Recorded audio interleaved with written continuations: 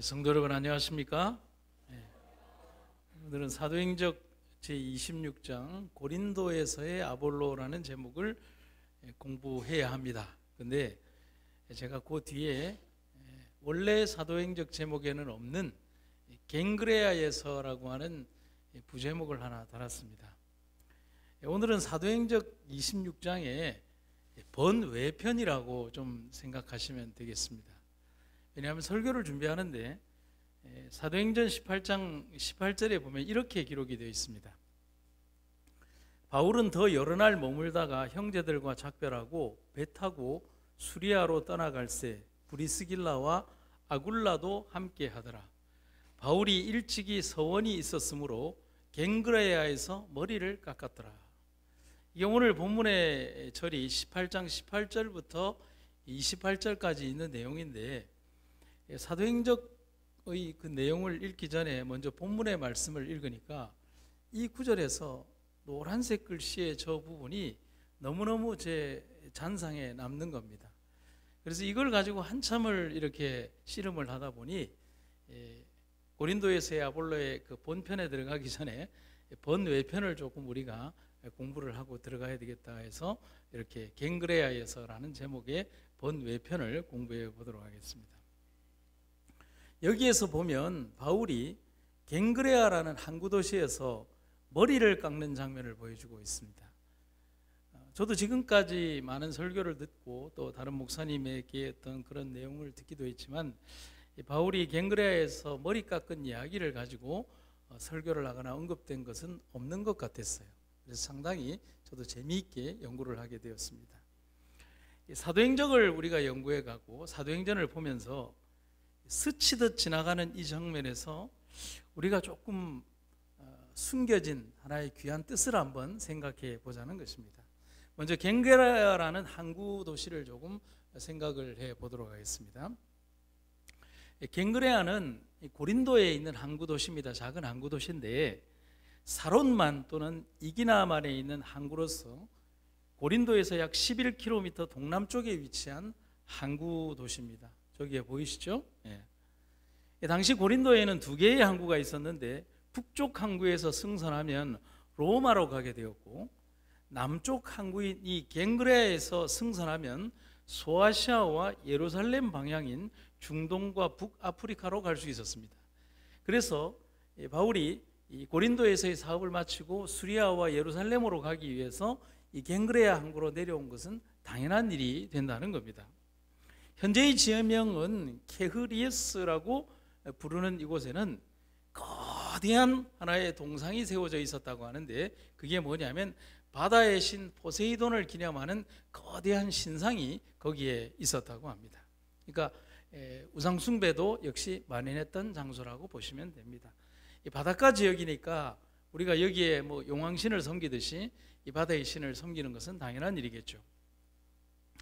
그리고 갱그레아는 고린도 동쪽에 있는 한적한 한 마을로 그때 당시로 따진다면 사람들이 많이 없고 조용한 도시였습니다. 그런데 바울이 로마 교인들에게 쓴 편지, 우리가 알고 있는 건 뭐죠? 로마서를 로마에 전달한 사람이 누굽니까? 베베라는 갱그레아 출신의 한 평신도가 전달을 합니다. 그래서 로마서 16장 23절에 뭐라고 기록이 되어 있냐면 갱그레아 교회의 일꾼으로 있는 우리 자매 베베가 너희에게 이 글을 전달한다.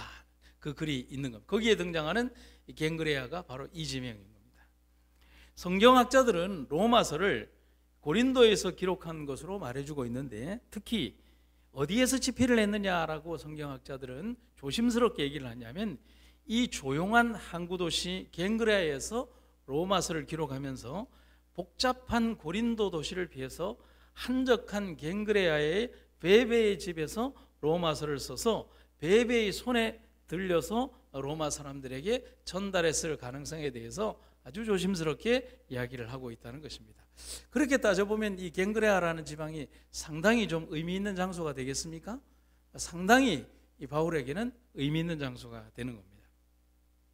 그런데 여기에서 오늘 이 설교의 화두가 되는 것입니다. 그런데 왜 바울은 갱그레아에서 머리를 깎았을까? 여러분, 우리가 머리 깎을 때는 대부분 어떤 일 때 깎습니까? 그래서 우리가 그냥 한번 속설적으로 생각을 해보면 무슨 큰 충격이라도 받은 일이 있는 걸까? 사도행전을 기록한 루가는 머리를 깎은 것을 굳이 왜 성경에 기록하고 싶었던 것일까? 여러분, 이게 그냥 필요 없는 일이었다면 바울이 갱그레아에서 머리 깎은 이야기를 그냥 답답하고 그냥 너무 덥수룩해서 그냥 깎은 이야기는 굳이 기록하지 않아도 됩니다. 그런데 누가는 그 장면을 꼭 기록하고 있다는 사실이에요. 그게 중요하다는 사실입니다. 그럼 바울이 머리를 깎은 시점은 언제쯤일까? 바울이 머리를 깎은 시점은 바울이 2차 전도 여행, 즉 사도행전 15장부터 18장 22절까지가 바울의 2차 전도 여행 기간입니다. 주후 50년부터 52년까지 약 3년 반 동안 몇 킬로를 돌아다녔냐면 바울은 5,600km를 걸어서 다녔습니다. 엄청난 거리를 다녔죠. 물론 배 타기도 했지만은. 전도 여행의 마지막 기간에 고린도에서 체류한 다음에 예루살렘으로 돌아가는 배를 타기 위해 갱그레아 항구에 도착한 시점이었습니다. 성경은 이때 브리스길라와 아굴라 부부도 같이 동행하고 있었다라고 말을 합니다. 사도행전은 이렇게 기록하죠. 바울이 일찍 뭐가 있었으므로? 서원이 있었으므로 갱그레아에서 머리를 깎았다. 여러분, 이 서원이라는 건 뭘 말하는 겁니까? 약속을 말하는 거죠. 그러면 우리가 일반적인 사람과의 약속을 서원이라고 하지 않습니다. 서원은 누구하고 하는 것입니까? 하나님께 대하여 인간인 내가 하는 것을 서원이라는 겁니다. 그럼 우리 한번 생각을 해봅시다. 하나님께 헌신을 서약한 자로서 머리와 관련된 서원이라면 여러분들 딱 떠오르는 게 누구의 서원이 있습니까? 삼손을 포함한 누구죠? 나실인의 서원을 들 수 있습니다. 나실인들은 하나님 앞에 서원을 할 때 뭐를 깎지 않아야 합니까? 머리에 삭도를 대지 않아야 합니다. 근데 여기에 조금 우리가 생각해 볼 문제가 있어요. 하나님께 헌신을 서약한 자로서 스스로 서원하거나 아니면 출생하면서부터 또는 부모가 대신 서원을 했거나 하는 사람들이 있죠. 유명한 사사 삼손이 있었고 지도자 사무엘도 나실인이었습니다. 그런데 이 나실인이 레위 지파의 제사장과 다른 것이 좀 있어요. 그것은 뭐냐면 베냐민 지파였던 삼손이나 에브라임 족속이었던 사무엘처럼 이 나실인은 어느 지파 출신이나 자원해서 하나님과 나 사이에 서원으로 살아갈 수 있었다는 점입니다. 그러니까 어느 지파의 사람이든지 상관이 없었다는 거예요. 남녀나 나이 구분이 없었습니다. 그래서 제사장들은 남자여야 되고 30에서 50세 사이의 남자, 그리고 몸에 어떤 다른 부적합 사유가 없는 남자에 한해서만 제사장이 될 수 있었습니다. 그게 모세의 법에 나옵니다. 그런데 나실인의 서약은 기간이 좀 정할 수 있었어요. 30일간 나실인을 할 수 있고 60일간 혹은 100일, 7년, 20년 나아가서는 평생 동안 할 수 있는 가변적인 것. 그러니까 내가 어느 정도를 하나님께 내가 서약을 하겠다 해서 그것을 정할 수가 있었다는 사실입니다. 그런데 나실인의 원칙은 세 가지가 있었는데요. 나실인으로서 서약한 사람이 지켜야 할 세 가지 원칙은 이겁니다. 첫째, 포도주와 독주를 마시지 않을 것. 이해가 갑니다. 두 번째는 머리에 삭도를 대지 않는 것. 뭐 하지 말라는 거예요? 깎지 말라는 겁니다. 이것을 영적인 의미로 뭐라고 생각을 할 수 있냐면은 머리카락을 자르지 않는다는 것은 내 마음대로 사는 것이 아니라 그분의 지배를 받고 산다는 뜻이고 어떤 인위적인 가공도 거부한다는 순수한 헌신의 표시라고 성경학자들은 말을 합니다. 그러니까 내가 인간적으로 뭔가를 꾸미는 것이 아니라 어떤 외형적인 것을 가미하지 않고 오로지 하나님의 뜻 가운데에서 살겠습니다 하는 것을 외형적으로 표시하는 것을 삭도를 대지 않는 거예요. 이 머리만 깎지 않는 것이 아니라 이 수염도 깎지 않습니다. 그래서 민수기 6장 7절에 보면 뭐라고 되어 있냐면 이는 자기 몸을 구별하여 하나님께 드리는 표가 그 머리에 있기 때문이다. 이해가 가십니까? 그래서 내 몸을 드리는 그 표가 머리에 있기 때문에 하나님께 나실린의 서약을 한 사람은 그 머리에 뭐를 대지 말라? 삭도를 대지 말라. 그렇게 되어 있는 겁니다. 마지막 셋째는 뭐냐면 시체를 가까이 하지 말라고 되어 있습니다. 부정한 존재를 가까이 하지 말라 그렇게 되어 있습니다. 근데 문제는 서원이라는 개념에서 본다면, 이런 공식적인 서원이라는 개념에서 본다면 바울은 서원의 행동을 반대로 하고 있다는 거예요. 삭도를 대지 말라고 했는데 바울은 삭도를 대어서 머리를 싹 밀어버리는 장면을 보게 됩니다. 그런데 나실린으로서 머리를 깎을 수 있는, 또 깎아야 되는 두 가지 이유가 있습니다. 그것을 우리는 좀 간과하고 있는데요, 이 머리를 깎는 경우는 첫 번째, 그 서약 기간이 끝났을 경우에, 잘 끝났을 경우에 감사하는 마음으로 길렀던 머리를 잘라서 하나님의 제단에 드리는 몸의 제사를 드리는 겁니다. 그래서 이 서원의 기간이 끝나면 이 내 머리의 카락을 싹 길렀던 머리카락을 잘라서 하나님의 제단에, 그 번제단 아래에 탁 던집니다. 그럼으로 인해서 그것을 다 태우는 것입니다. 이것이 바로 민수기 6장 13절부터 있는 내용인데요, 보면 나실린으로서 지낸 기간이 다 찼을 때 지켜야 할 법은 다음과 같다. 그는 만남의 장막 입구로 가서, 그런 다음 나실린은 만남의 장막 입구에서 머리털을 밀어 화목제물 밑에서 타고 있는 불 속에 집어넣어라. 자기의 머리카락을 싹 다 밀어서 나실린의 서약의 최종적인 마지막, 내가 지금까지 하나님께 서원할 수 있었음에 대한 감사의 표시로 머리를 싹 밀어서 하나님의 제단에 드렸다 하는 겁니다.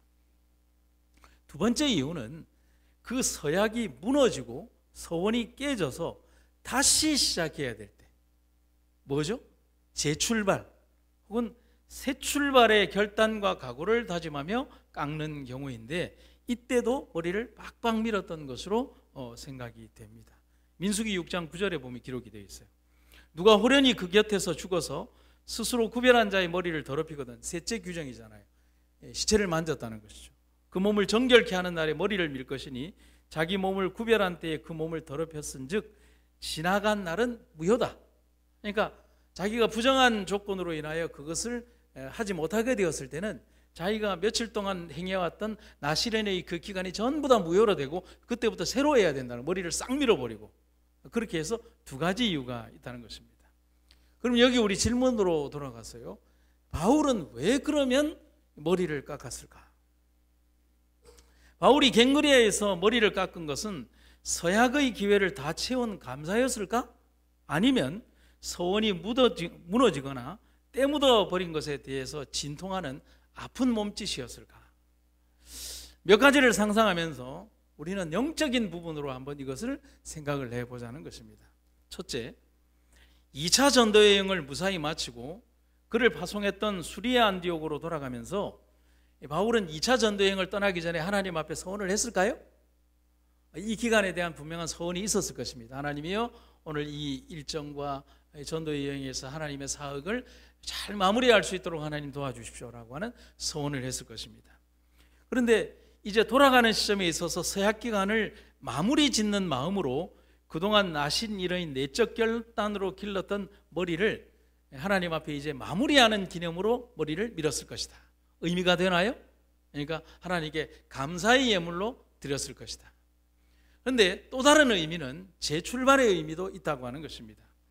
예수님을 만나고 회심하고 복음을 전한 지 20년, 중년의 나이에 이른 이 바울이 초심을 생각하면서 이제 바로 이 자리에서 끝난 것이 아니라, 마무리된 것이 아니라 나는 이제 새로운 출발을 해야 되지 않는가 하는 마음으로 그 나실린의 서약으로 했던 그 머리를 밀고 하나님 앞에 내 자신의 무가치함을 생각하며 하나님 앞에 그렇게 한 것은 아닐까. 왜냐하면 기간을 채우고 머리를 깎아 제물로 드리는 나실린의 마지막 서원의 완성은 흔히 우리가 관념적으로 하나님의 제단이 있는 예루살렘 성전에서 이루어졌기 때문에 지금 여기에서는 마무리가 될 수 없다라고 어떤 분들은 얘기를 하는 겁니다. 그런데 바울은 바로 이 자리에서 하나님께 내 자신의 삶을 돌아보며 회개하는 마음으로 내가 지금껏 하나님의 일을 수행한다고 해왔으나 성공한 것이 아니라 나는 분명히 실패한 종이요 더러운 쓰레기와도 같은 존재임을 고백하며 하나님 앞에 내가 이제 새 출발하겠습니다 하는 서원으로 머리를 깎았을 것이다 라고 생각하는 사람들도 있다는 것입니다. 저는 이 두 가지가 다 맞다라고 생각을 합니다. 그런데 이것을 왜 이제 그렇게 생각을 하냐면 고린도의 갱그리아에서 쓴 것으로 여겨지는 위대한 신앙 고백의 편지 뭐죠? 로마서에서 바울은 처절한 그의 영적 투쟁을 이렇게 고백을 하고 있습니다. 그러므로 내가 한 법을 깨달았노니 곧 선을 행하기 원하는 나에게 악이 함께 있는 것이로다. 여러분, 이 마음이 아픈 마음이 느껴지십니까? 느껴집니다. 내 속사람으로는 하나님의 법을 즐거워하되 내 지체 속에서 한 다른 법이 내 마음의 법과 싸워 내 지체 속에 있는 죄의 법 아래로 나를 사로잡아 오는 것을 보는도다. 오호라, 나는 곤고한 사람이로다. 이 사망의 몸에서 누가 나를 건져내랴? 우리 주 예수 그리스도로 말미암아 하나님께 감사하리로다. 그런즉 내 자신이 마음으로는 하나님의 법을, 육신으로는 죄의 법을 섬기노라. 여러분, 바울의 이 고백은 우리의 마음도 참 아프게 하는 고백이에요. 왜냐하면 바울이 했던 이 처절한 영적 고백과 눈물과 투쟁과 아픔은 바로 오늘 우리가 처한 영적 현실을 바울이 너무도 절묘하게 기록한 투쟁의 역사라고 하는 사실인 것입니다. 그런 관점에서 본다면 한번 우리가 바울의 제2차 선교 여행의 역사를 보면, 여러분, 엄격하게 따지면 바울 자신이 스스로를 돌아보는 관점에서 본다면 그의 선교 여행의 역사가 성공한 역사라고 보여집니까? 실패한 역사라고 보여집니까? 실패한 역사라고 보여지는 것입니다. 하나님의 은혜로 지금까지 왔지만은 그는 자기 자신의 지식을 전달했고요. 그러면서 쓰디쓴 아픔도 받고요. 그리고 그 수없이 많은 일들에서 조금 더 하나님의 능력을 전하기 위하여 노력은 했지만, 그러나 그 모든 일에 부족했던 자기 자신을 깨달으면서 자기 자신이 얼마나 무능하고 하나님 보시기에 가치 없는 존재인가를 느끼며 많은 눈물을 흘리는 장소가 바로 이 장소였다라고 생각을 하는 것입니다. 그래서 바울은 이런 글을 쓰게 된 것입니다. 아마도 우리도 바울의 마음이 되었다면 이런 글을 쓰지 않았을까라고 생각을 합니다. 본교의 성경주석은 바울이 머리를 깎은 이유를 아주 심각하게 다루고 있지 않습니다. 하지만 그 안에는 분명한 서원의 의미가 있음을 아래와 같이 부연적으로 말해주고 있습니다. 서원을 하게 한 주된 원인은 종종 두려움이 뒤따르는 위험에서 구원받은 데 대한 깊은 감사였다. 두려움, 약속, 그리고 구원은 고린도에서 있었던 바울의 사역 기록에 두드러지게 나타난다. 그러므로 복음 선포 계획에 헌신하려는 서원은 자연스러운 결과로 뒤따를 것이었다. 바울이 지금껏 이 마지막 장소인 고린도에서 갱그레아에서 이제 예루살렘으로 향하기 위하여 마지막 귀향의 어떤 순간에 서 있는 이 시점에도 그는 자기 자신을 되돌아봤을 때 그는 두려웠었고, 그리고 그 모든 과정에서 하나님의 은혜가 그를 이끌었다는 사실을 알며 다음에 주어질, 아마 하나님께서 자기 자신에게 주실 또 다른 선교의 역사를 통해서 하나님 앞에 재헌신하는 종으로 서기를 원했을 것이라는 사실입니다. 오랜 시간 머리와 수염을 깎지 않은 그의 모습은 많이 흉했을지 모릅니다. 하지만 서원한 자신의 삶은 복음에 더욱 강하게 매여 있었습니다. 그런 그가 갱그레아 항구에서 머리를 밀었습니다. 여러분, 잠깐 한번 생각을 해보시죠. 머리를 밀고 있을 때 자기 옆으로 우수수 떨어졌을 사도 바울 자신의 머리카락을 보면서 무슨 생각이 들었을까요? 그리고 휑하게 드러났을 흉측한 자기의 민머리를 보면서 어떤 생각이 들었을까요? 그것이 만일 재출발의 다짐이었다면 그는 다시 무엇을 시작하고 싶었을까요? 여러분, 여러분들의 인생이나 저의 인생에 하나님께서 또 다른 시간을 주시고 재헌신과 재도약의 기회를 주신다면 여러분들은 오늘 어떤 마음을 가지고 하나님 앞에 서시겠습니까? 우리 바로 그런 바울의 마음이 되어보자는 것입니다. 빈 마음, 구도자의 정신, 영원을 사모하는 마음, 진실하게 살고 싶은 거룩한 욕망이 아닐까 생각을 합니다. 오늘 우리들에게도 그런 마음의 새 출발이 필요합니다. 바울은 배를 타기 전 머리를 밀어야만 했습니다. 자기 자신의 죄된 어떤 허물들을 벗기 위한 것인지, 아니면 지금껏 인도해 주신 하나님에 대한 감사함인지, 그 어떤 것이든지, 아니 그 둘 다였든지 하나님께서는 그를 다시 쓰실 것이라는 아름다운 축복의 선상에서 그는 기쁨으로 머리를 밀었다 하는 사실입니다. 성도 여러분, 오늘도 우리가 이 자리가 우리 삶에 갱그레야 한 거라고 생각을 하고 우리의 더러운 모든 것들을 밀어버리고 하나님 앞에 정말 새로운 도전과 출발을 하는 종으로 서시게 되기를 간절히 바랍니다. 마지막으로 한 구절을 읽도록 하겠습니다. 여기에 우리가 있다. 하나님의 자녀로서 우리는 하나님의 영의 직접적인 인도로 나아오기를 주장한다. 성령이 우리 중에 계신가? 우리는 그의 인도하심 아래 움직이는가? 그렇지 않다면 하나님께 수치를 돌리기를 고집하지 말고 그분 앞에 겸손히 나와 심령과 정신을 새롭게 하여 사상을 그리스도 예수와 하나 되게 하라. 그때 그대는 즐거워할 수 있으며 주님을 찬양하며 즐거움으로 그분의 찬양을 외칠 수 있다. 영감의 기별자가 말합니다. 여기에 우리가 있다. 성령이 우리 중에 계신가? 우리가 그분의 인도하심 아래 움직이는가? 어쩌면 바울의 삶의 가장 큰 고뇌와 아픔이 바로 이 질문들 속에 있지 않은가? 여러분, 우리들에게도 새로운 출발의 선상에서 하나님께서 우리에게 주시는 참되고 아름다운 삶의 노정에서 기쁨으로 바울과 함께 새로운 출발을 위한 승선 준비를 하는 여러분과 제가 되기를 간절히 바랍니다. 말씀을 마치겠습니다.